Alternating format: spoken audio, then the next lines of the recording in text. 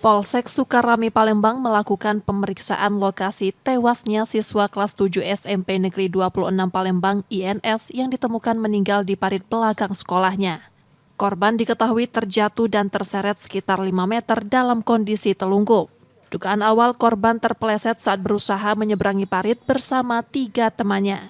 Mereka hendak kembali ke sekolah usai dari warung saat jam istirahat dengan mengambil jalan pintas dari sela tembok belakang. Panik usai ditegur warga, korban diduga kehilangan keseimbangan, lalu kepalanya terbentur hingga lemas dan jatuh ke aliran parit.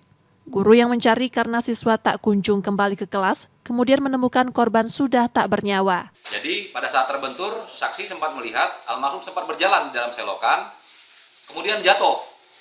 Untuk teman lainnya, karena bel sekolah sudah berbunyi, tanda istirahat habis langsung masuk sekolah, berpikir itu mungkin tidak apa-apa. Namun ternyata pada saat jam belajar almarhum tidak masuk ke sekolah, maka dicek lagi.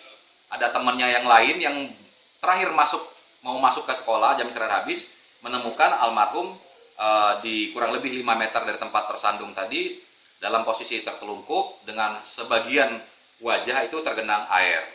Polisi telah melakukan olah TKP dan memeriksa 3 teman korban untuk mengungkap penyebab pasti kejadian. Reski Oktora, Puklas Diferensial, Kompas TV, Palembang, Sumatera Selatan.